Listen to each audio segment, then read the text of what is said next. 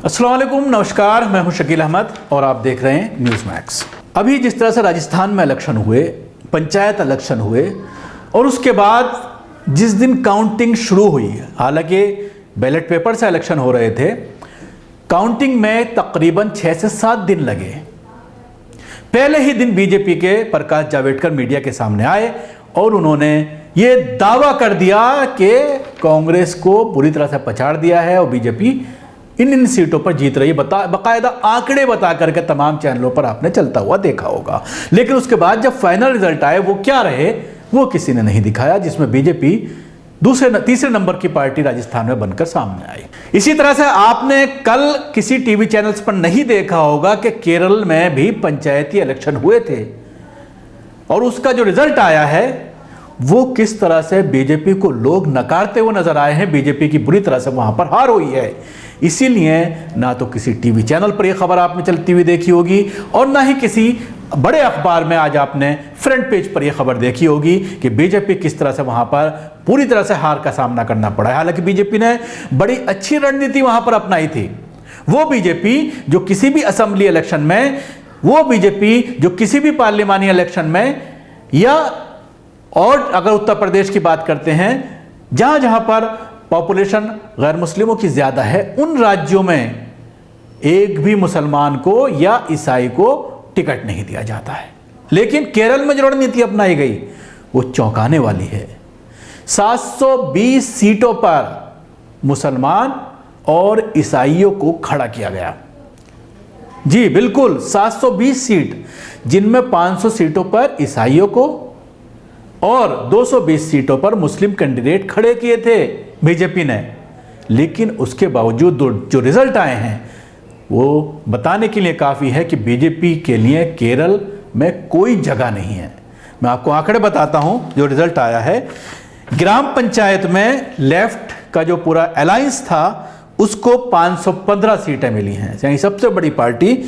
दूसरे नंबर पर कांग्रेस रही है 377 और अदर्स 28 और बीजेपी को मात्र 22 सीटें मिली हैं। यहां पर एक चीज और मैं आपको बताना चाहूंगा, एसडीपीआई जो अभी बिहार में भी पप्पू यादव के साथ इलेक्शन लड़ रहे थे, एसडीपीआई के भी 80 ग्राम पंचायत के सदस्य जीतने में कामयाब हुए हैं। एक बड़ी संख्या है एसडीपीआई। और वेलफेयर पार्टी ऑफ इंडिया ने भी अच्छी कामयाबी वहां पर हासिल की है। लेफ्ट के साथ इसने इलेक्शन लड़ा था तो उसके भी कैंडिडेट काफी संख्या में यहां पर जीते हैं। उसके साथ ही नगर पालिका की अगर हम बात करते हैं तो नगर पालिका में लेफ्ट के 35, कांग्रेस के 45 और बीजेपी के सिर्फ 2 और एसडीपीआई के 20 जीतने में कामयाब हुए हैं।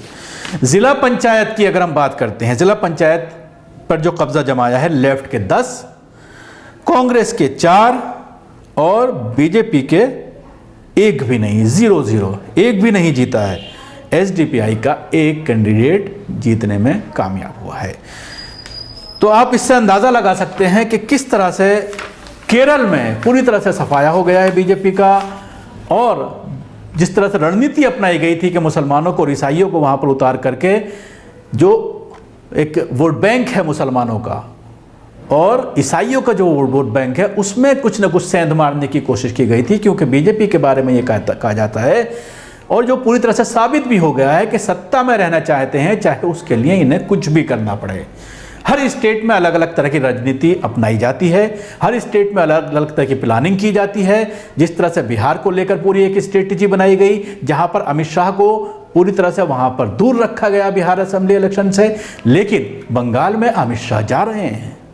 बंगाल में जिस तरह से अमित शाह 2 दिन के दौरे पर अभी जाने वाले हैं, अभी इलेक्शन अगले साल है, लेकिन जिस तरह से वहां पर दौरे शुरू हो गए हैं, जिस तरह से लड़ाई झगड़ा शुरू हो गया है, जिस तरह से ममता के जो पुलिसकर्मी हैं उनके ट्रांसफर किए जा रहे हैं, जिस तरह से हमले कराए जा रहे हैं, वो सारी चीज़ें जो है ये दर्शाने के लिए काफ़ी है कि किस तरह की रणनीति वेस्ट बंगाल को लेकर बीजेपी ने बनाई है। तो मैं ये कह रहा था कि हर स्टेट में, हर राज्य में जब इलेक्शन होते हैं, चाहे वो पंचायत के, जैसा कि आपने हैदराबाद में देखा होगा कि किस तरह से छोटे से इलेक्शन में, म्यूनिसिपैलिटी के इलेक्शन में किस तरह से अमित शाह वहां पर जाकर के रोड शो करते हैं।